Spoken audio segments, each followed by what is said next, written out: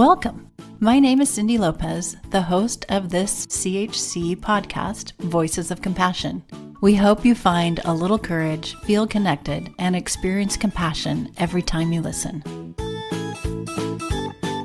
When your young child with ADHD has an explosive meltdown over something seemingly small, it's not manipulation, it's neurobiology.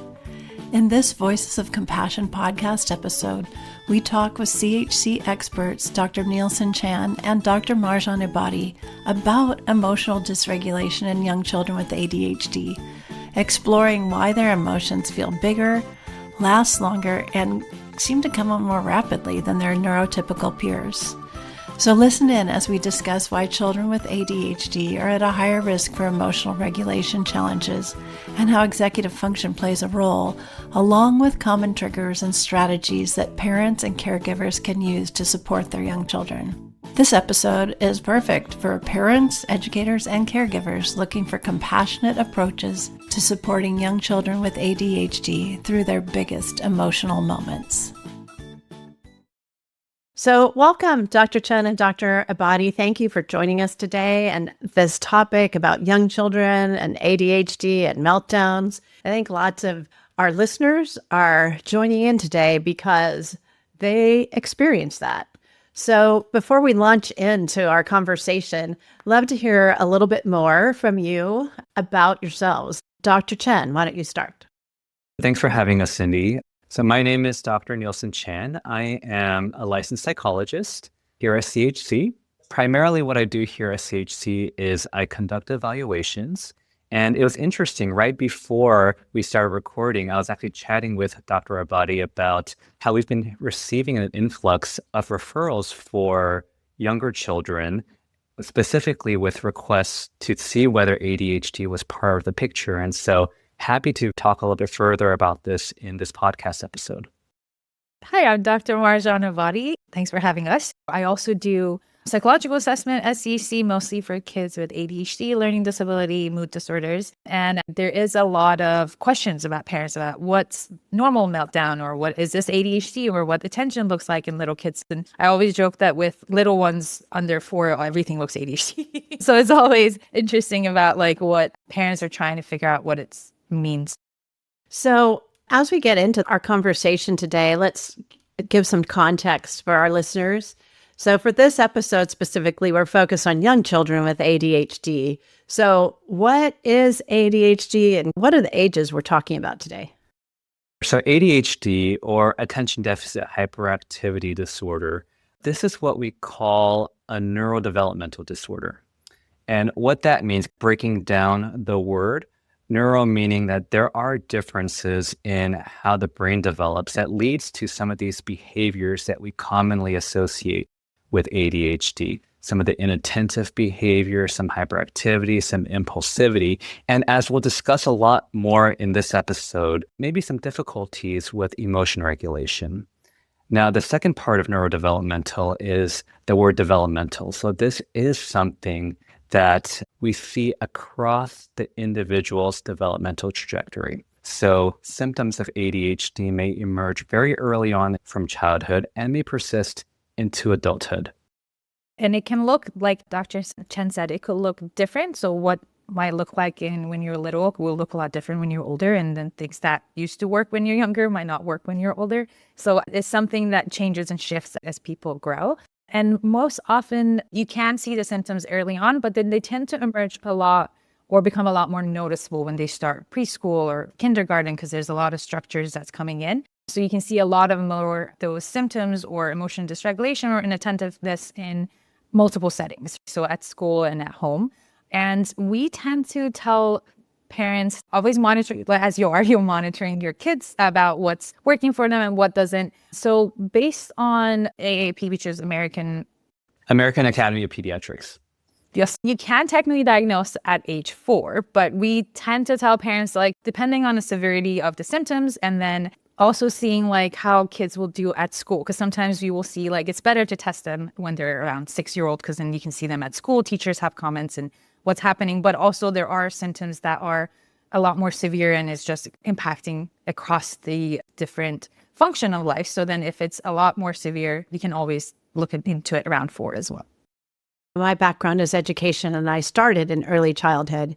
And so it's interesting because, as you already noted, Dr. Ebadi, like as children are starting to socialize more, as they get in more structured kinds of situations where they have to deal with their own wants and desires and someone else's, we can see more meltdowns or more kind of emotional dysregulation. That doesn't mean that it's ADHD necessarily. So I think that's just important for our listeners to hear too. Today, we are really talking about young child ADHD. So I am wondering, as we think about children with ADHD, they seem to be at higher risk for challenges with emotional regulation. So what can those challenges look like? And specifically as we think about ADHD in young children? Sure, that's a great question, Cindy. Let me actually try to take a few steps back first and provide a little bit more background about what ADHD is and how that might contribute to some of these difficulties with emotion regulation. So when we talked about ADHD being a neurodevelopmental disorder, the part of the brain that is most impacted is the part of our brain called the frontal lobes. And the frontal lobes of the brain really control a lot of what we call our executive functioning skills. And we might hear this term a lot whenever we're talking about ADHD. And when we're thinking about executive functioning, I think a lot of people think about the skills that we need to basically get things done, right? To execute a task, whether it's planning, organizing, multitasking, things like that. But I think one very commonly overlooked aspect of executive functioning is how we regulate our emotions. How do we be aware of what it is that we're feeling? And how do we respond to those emotions when they do come up? And so, because ADHD is a neurodevelopmental condition, there are differences with how the brain develops. These are skills that it's not necessarily that children with ADHD can't have or don't have. But the way that I think about it and the way that it commonly shows up is that there might be a delay. So compared to other people of the same age, those skills to regulate emotions may come across as a little bit more immature and developing at slightly different rates. As Dr. Chan has been saying, with kids with ADHD or young kids, there is executive functioning difficulties. So it makes it harder for them to notice like when the emotions start brewing. For most often, what happens is by the time we see the tantrum, it's kind of like a volcano. It's been brewing for a really long time, and then you just see the explosion. So for them, a lot of times is one, they forget how to pull the brakes for things that are working or they're thinking through, so they can't slow down. Also, they fail to recognize the emotions before they build up. So then by the time, if there's any coping skills that's going to get applied, it's just already kind of late, right? So it's like a Band-Aid for what is going to help. And again, it's pretty typical for young kids to have difficulty noticing those because, again, their brain is still very little. They're still learning about the world themselves. And as we know, for even little ones, they forget, like if they're tired, so they might fall asleep while they're playing. So there's things that they miss when they're younger anyway. So with kids with ADHD too, one thing that can be helpful for parents is to also like help them recognize these before they brew. So if you start noticing things that, you know, as you learn about your kids, what can trigger them? Like if it's better for them to eat and then this new settings, they're going to need a lot more buffering, like things that you need to plan for them. It helps them to also name things for them too. Like, oh, it looks like you're a little tired. Oh, that looks frustrating. So kind of naming the emotions. So then it helps their brain pick it up earlier. So we're not seeing the end of the tantrum. And then again, like we're not building robots or machines. So people have dysregulation all the time. So we want to make sure that we're not looking for 100% compliance or like, oh, my kid needs to be 100% quiet, because that's not even great. That just means they're internalizing. So we always want to make sure we're balancing like when it's okay to be like, I'm really frustrated. Like as adults, we get very frustrated, want to scream. But like when it's to apply the right coping skills and how to help them express things. And again, for their age as well. Like, you always want to make it developmentally appropriate for what is expected of them to do. That's actually a really great point, Dr. Ebadi, because all of us have emotions. And when we talk about our executive functioning, it's utilizing skills that help us achieve a task, to achieve a goal. And our emotions are actually really useful when we can communicate them appropriately in order to do whatever it is that we need to get done. I think the area where some children with ADHD might struggle a little bit more with is when these emotions don't help us with the goal we're trying to achieve or the task that we're trying to get done. And so sometimes in children with ADHD, these emotions can feel bigger, or they might last longer, or they might come on more rapidly than maybe somebody who doesn't have ADHD. And that's really where, kind of like what you were saying, Dr. Ebadi, having some supports and providing different strategies for these younger children with ADHD to regulate their emotions can really come in handy. Yeah, I think that's really interesting, Dr. Chan, because my experience in early childhood is just like all of those things. Students who really want to participate and, for example, even play with another child, right? Their emotional dysregulation interrupts that, and they don't know what to do about that. So it is kind of a typical part of growing up. And with kids with ADHD, we see that more often. Or like you just said, Dr. Chan, like it seems bigger, lasts longer, all of those kinds of things. So for our listeners, who are probably a lot of parents and some educators, what are some early warning signs that parents and educators might see that indicate this meltdown is building, like something's about to happen? Every child is different. So there's no booklet about like, this is what it will look like. And you go from A to B to C and ways to recognize it. But what tends to happen is, as we said, it has to do a lot with, they tend to last longer. Sometimes the meltdown, it looks very silly for the actual trigger. So you're like, why are you crying over this little thing? But what tends to happen is they've been dealing with that emotion kind of all day, right? Like they're, again, because it's executive functioning difficulty. So it is things that they're dealing with, like transitions throughout the day, things that come out as unexpected, or I really want to look like a good kid, so I held it in really well at daycare or at school, and then now you're getting a full meltdown in front of parents because it's a little safer.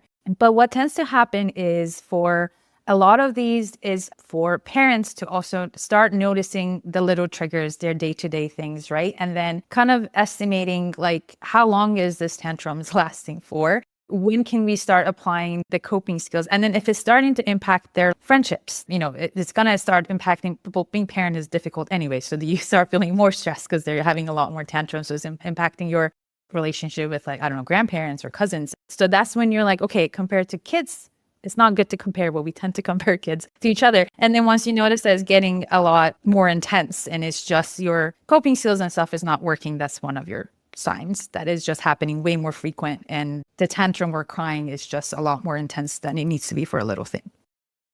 Yeah, and to add on to that, like you said, Dr. Abadi, each child is different.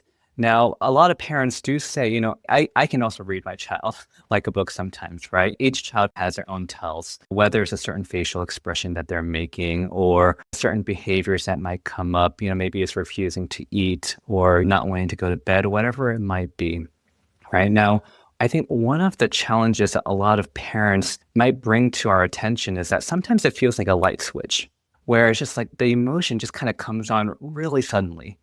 And so I think that really is one of the challenges when it comes to some of these emotional dysregulation moments with children with ADHD. It's just a sudden onset. And so I think one of the things that we talk a lot about in parent coaching to support parents of children with ADHD is just trying to stay ahead of the game. Knowing what some of the more common stressors might be can be helpful in anticipating some of these meltdowns. Maybe there's a transition that the child might need to make from a preferred activity to a non-preferred activity. And we've noticed a pattern, where little Johnny might get upset when it goes from screen time to dinner time or something like that. Being ahead of the game and knowing what these common stressors are helps us to maybe employ certain strategies to help support the child as they need to regulate through those emotions as we're going through those stressors. CHC's Voices of Compassion podcast is made possible by the generosity of people like you. To learn more about supporting CHC, go to chconline.org/donate.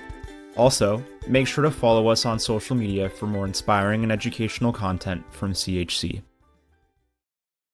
As you're talking, Dr. Chen, I'm thinking about, yes, it's great when you can anticipate and hopefully maybe prevent or channel that energy in a different direction. What advice or tips or guidance do you have for our listeners about what to do in the moment when the child is having a meltdown? Are there things they should do, things they shouldn't do? So usually with a lot of kids, they learn most from modeling because they're learning about how to interact with the world. And the parents or caregivers are usually the first person they look to figure out how to assess the situation.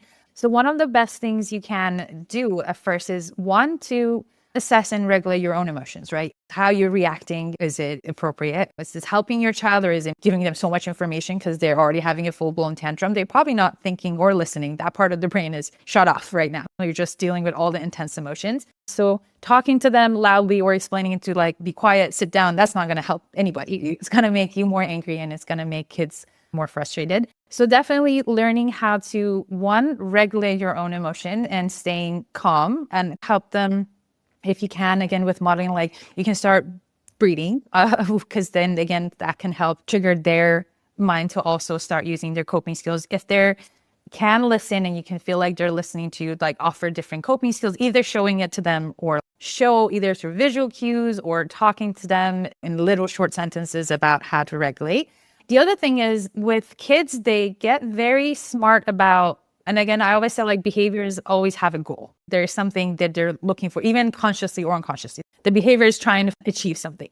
So we want to make sure that whoever is a caregiver, whoever is in the scene with kids are on the same team, right? Because we want to make sure if we are helping kids co-regulate or whatever caused the trigger, they're not going to the other caregiver and then they do different things, right? Because that's just going to give mixed messages. So one thing is always remind yourself, you as caregivers or whoever is in the scene, you're working as a team helping your child co-regulate. So if you decide to stay calm, we want the other partner or parent to also remain calm and help with co-regulation. Or if you feel like I actually can't manage my own emotions, you tag team it and have the other person be like, okay, you do this, I'm gonna go calm down and then come back. So I think making sure we can learn how to communicate during those times with whoever is helping with our kids. It could be grandparents, just being able to actually pass that information or communication to them as well. So it's not escalating with everyone yelling and screaming at each other.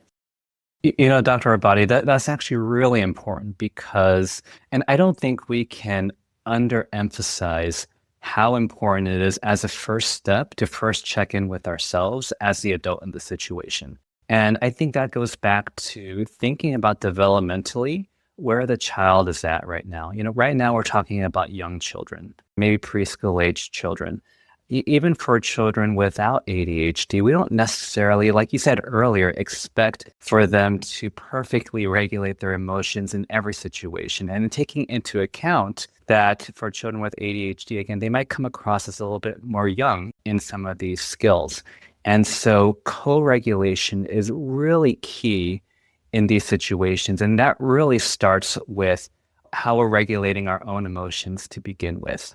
I want to acknowledge that for a lot of parents, it's not uncommon for us to feel stressed when we're noticing our child engaging in some disruptive behaviors or having a tantrum. That is really stressful. And so sometimes it's helpful just to take a quick step back if the situation allows for it, calm ourselves down, because what often happens and is maybe less productive is when we get stressed and then we escalate ourselves.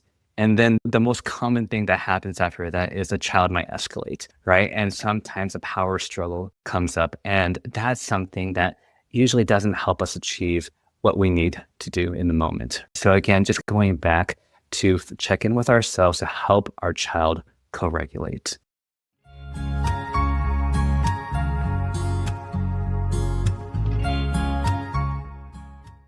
While you're both talking, I was also thinking about this idea of co-regulating because the young child's prefrontal cortex is not developed. And that really doesn't happen until into, Like 25. I was going to say young adulthood. So the parent is acting as part of their child's prefrontal cortex, right? They're acting as that because that's what the child needs. And so that aspect of co-regulating that you talked about, Dr. Ebadi, too, is really important. Let's talk about strategies. What additional strategies can you share with our listeners? That's a great question, Cindy. So when I think about teaching emotion regulation skills, I kind of separate it into two different categories. One category is to build emotional literacy, because the first part of it is just being aware of what those emotions are, okay? And then the second part of it is how do we respond once we are aware of what those emotions are? And so kind of like what Dr. Ebadi was saying, a good first step for a lot of parents is simply modeling. So when we talk about building emotional literacy, part of that is also just expanding the child's emotional vocabulary. So giving them labels and words. Oh, Johnny, I know that you couldn't go to the park today. You must be sad. That must have been really frustrating when your sister took your toy away from you. Oh, you look so excited when you got that new toy. Giving them these specific labels and building that emotional literacy. You might have heard people say before, with our emotions, we name it to tame it. And I think that's absolutely true. It's always the first step, is labeling it. And that can start just with the parent or the teacher modeling it and labeling it for them.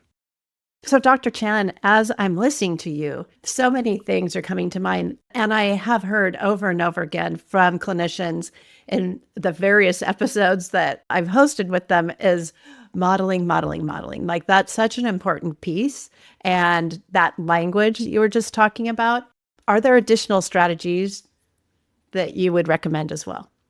Yeah. And so, like I said, the second part of emotion regulation is teaching the child how to respond when those big emotions come up. And you might commonly hear people talk about different kind of relaxation strategies for this, things like deep breathing, maybe distraction strategies, things like that. And all of those are wonderful strategies. But the child with ADHD, the way that they learn best is we want to make a lot of these strategies less abstract, more concrete, something that they can visualize. So let me give an example. Deep breathing is a wonderful strategy, to help calm your body down. But for your young ADHD child, if you say breathe in, breathe out, that's fine, but they may or may not do that, right? And so some of the ways that can be helpful in guiding your child through some of these relaxation strategies is, again, one, let's try to visualize it. And second, let's try to make it more concrete, right? So there are those like expandable spherical balls or something like that. And so we might coach them and say, okay, when the ball gets bigger and we're showing them the ball expanding, that's when we breathe in, just like we're filling your belly with air, right? And so when we breathe in, we expand. When we breathe out, the ball gets smaller and smaller, just like we're letting the air out. That way, the child can visualize, they can anchor, and distractions become a lot less frequent, in those kinds of situations. And so that's just one recommendation in terms of how to guide a young child with ADHD through some of these strategies. So as we think about strategies, I'm also wondering about routine and predictability, an important aspect for young children. But what about those young children with ADHD? So routine, as you said, Cindy, routine and structure helps everybody, right? If you know what your day is supposed to look like, what we expect, and then young children of ADHD, it does help to have expectations about what to expect in a new setting, like they're starting at daycare, modeling or practice with them what it could look like for them. But we also want to, as you've been saying, want to be mindful that we also want to give them the strategies, because it's real life. Things can happen, things can shift, to be able to manage, like if things go sideways, what are you supposed to do? It works best to practice those in a calm, neutral setting, right? So you can use it in a game and pretend things go sideways, or like you build something and break it and it's like, all right, it's fine, we can rebuild it, right? So I think as much as the structure and routine will help a lot of people, especially with kids with executive functioning, because it kind of helps them organize and plan better. It kind of reduces some of the anticipatory and anxiety about what to expect and what to do. It is also helpful to give them enough tools to be able to manage that, again, for a young child, expectable for developmentally for them to be able to manage. So like, okay, we can't expect the whole day to go well or go as we planned it. So again, for me, it's always about the balancing act of naming things and then also giving the tools in case the world decided to go sideways. As parents are encountering these meltdowns in their children, sometimes parent, educator, caregiver, sometimes they might see that behavior as communication. It is communication. As you noted previously, Dr. Ebadi, it is communication or a goal. They're trying to reach a goal and it's getting in the way of it. But what do you think are some of the biggest myths about these meltdowns in young children with ADHD? And what thoughts do you want to share right now with our listeners about that?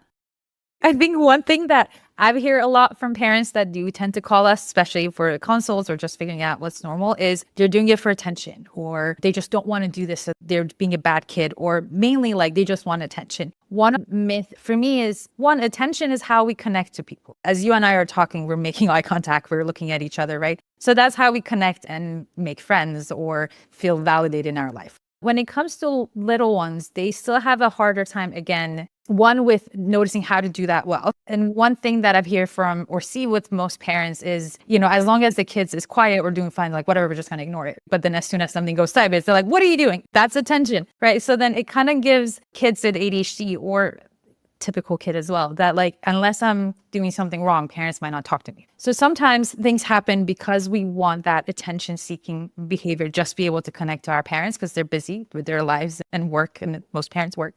So one thing is figuring out that behavior. Is it because I haven't actually played with my kid or paid attention to him all day or her all day, and that's why it's causing them to have meltdowns and tantrums, or they haven't slept enough, or we forgot to eat enough today, or we're feeling kind of sick, right? So first thing is take a step back. One, again, regulate yourself. What am I feeling? Am I getting angry? And how do I manage to hold my anger and interact with my kid? And then two is like, okay, what is triggering this behavior? What happened before? Kind of like backtracking, figuring out what is causing their kid to have this tantrum behavior. And then once we can identify that, applying the intervention will be a lot more successful, right? So if it's like, oh, it's because I wasn't paying attention to all day, it's like, all right, we're going to ignore the negative behavior. And then once they're talking calmly, I'm going to focus on them and then be like, oh, thanks so much for talking quietly to me, right? Instead of shouting in my face. But we obviously don't want to phrase the negative first. So saying like, thank you for staying calmly or telling me calmly. And then if it's something to do with like, oh, they probably had a really rough day at school today, let's just say like, oh, you must have had a hard day at school today. What happened? Or sometimes it's also hard for kids to recall what happened. So you might have to do a lot of scaffolding for them as well. So it's a bit of like guessing what is causing it and then adjusting as you go, which can be, as I feel like with parents, you do it often anyway, because with the little ones, they're kind of figuring things out. So you have to be that external executive functioning, as you said earlier. So you're kind of playing that again in that setting and making sure we always checking with ourselves because it's something causing this behavior, right? And let's figure that out instead of, oh, you're just trying too hard or you're being annoying because you just want me to talk to you. And I think another important thing is for parents and educators and adults is to manage our expectations and understand how some of these tantrums or meltdowns, how ADHD might be playing a role in this. And what I mean by that is I think it's not uncommon for me to hear, for example, maybe a parent saying, Johnny's older brother, when he was at his age, was able to calm himself down. He was able to get through these transitions just fine. I don't understand maybe why Johnny is having such a hard time. And so part of that is just understanding a little bit more about ADHD. It's not all kids with ADHD are going to have meltdowns or tantrums and things like that, but ADHD does place a child at higher risk. And so just understanding that and understanding how we can scaffold our child, and we can't expect them necessarily to be at the same level as their same age peers who may not have ADHD. I really appreciate this conversation today, especially as focus on young child. We've talked a lot about ADHD on our podcast in the past, but this focus on ADHD in young children is really important and valuable. And I appreciate you both taking the time today to share your expertise with us. I'm wondering if there are some of our listeners who are saying, wow, it was really helpful, but I feel like I need more than that. I feel like my child needs more support or intense help. What advice do you have for families? When should they seek additional support or additional help? I think one of the important thing is, again, monitoring how the symptoms is impacting the whole family, or like how the tantrums or the meltdowns is impacting your child, their attendance at daycare or school. How is it impacting your relationship with them too? Because I also heard a lot of parents saying, I love my kid, I just don't like them at this point, right? So when you feel like I'm in my own island, I can't help my kid, or feeling disconnected, I think that's a good time to, you can always do consults. We do offer consults, so you can do free consult to figure out what's appropriate. Is it like parents' expectation? Is it child temperament? Is it some behavioral regulation that needs to happen, right? So that could be a good starting point to figure out what you need. Some of the services that have been found to help young kids, parent-child interaction therapy is one of the therapy that has been found research-wise that helps kids with ADHD a lot. Or like it is created around social learning, which is what modeling we've been talking about for a really long time, and also attachment, right? And that one cool thing about the PCIT is it takes the therapist out of the room and turn the parents into a play therapist. So instead of having therapists work with your child in their individual setting and then teaching you the skills, they're teaching you directly in the session about how to work with the emotional outburst that is happening. And, you know, sometimes with kids with ADHD, saying no can also trigger a lot of stuff. Like, how do you create the right structure? What's your expectation? So one really cool thing that I like about PCIT is that it helps parents. It's like a bug in the ear. So then they're talking to you and helping you like work with that instead of they modeling it for you. So then you can take those skills and then also generalize it to the other setting, because you're the one that learning the skills yourself. So that could be one of the helpful therapy settings that can help. And just to kind of reiterate, parent coaching is really kind of the gold standard when it comes to supporting young children with ADHD. And a big part of that is that co-regulation piece. Now, sometimes parents do wonder, well, is there anything for my child? You know, I'm happy to gain strategies for myself and happy to support my child, but is there any kind of therapy or intervention that might be helpful for my child? One helpful type of therapy is occupational therapy, in terms of helping the child to gain some of these regulation skills. You know, one of the things that we didn't talk too much about today in this podcast, but that sometimes does come up in young children with ADHD, is some sensory processing differences. And oftentimes when a child processes the sensory information in a different way, that can lead to difficulties with emotion regulation, with tantrums, things like that as well. And so working with an OT to kind of understand that kind of sensory profile and to learn strategies with how to regulate the sensory aspect of our experiences can also have some downstream benefits to how we regulate our emotions. Yeah, all of this has been so great. What you've shared with us from your own expertise and experience, and I think really helpful to our listeners. So as we wrap up this conversation today, is there anything that you want to reiterate or anything that you really hope that the listeners take away from this conversation today? One thing to remind ourselves is, as we said earlier, we can't expect kids to regulate themselves really well. I think it's expected for a young child with ADHD or without ADHD to have a difficulty regulating throughout the day. So one, being kind to ourselves and to our child to figure out what's causing the dysregulation. And then I think the other thing is to continue to monitor and see what is appropriate for their age developmentally. And if you feel confused or unsure, you can always seek help. You don't have to do this alone. There's a lot of parents that deal with kids with different temperaments. And then I just hope you don't feel that you're on your own island, and you can either reach out to us or look at some help books that are out there or other parents that have similar experience, because there's going to be a lot that people just don't talk about it. Yeah, I agree, Dr. Abadi. And as we talked about earlier, we know that when your child is having these tantrums or meltdowns, it can feel really stressful. So again, just being kind to yourself, taking a step back and taking a moment for yourself, knowing that that's also going to have downstream benefits for your child. And if you need any additional support, as we were talking about in this podcast, CHC is here for you, and we're happy to consult and provide any additional supports. Thank you so much. To our listeners, we mentioned occupational therapy. We mentioned parent-child interactive therapy, or PCIT. We also do parent coaching in addition to all that. So please reach out. As Dr. Ebadi said, just know that you're not alone and there is help.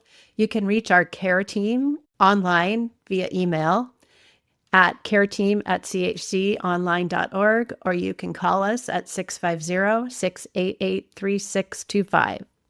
So thank you so much, Dr. Chan and Dr. Ebadi, for joining us today, for giving your time to this important topic, and to our listeners as well. Thank you for joining us. Thanks for having us. Visit us online at podcast.chconline.org. Make sure to subscribe to Voices of Compassion so you never miss an episode, and we'd love it if you'd leave us a rating and review. Have a question? Send us an email or voice memo at podcasts@chconline.org. We're here for you when you need us.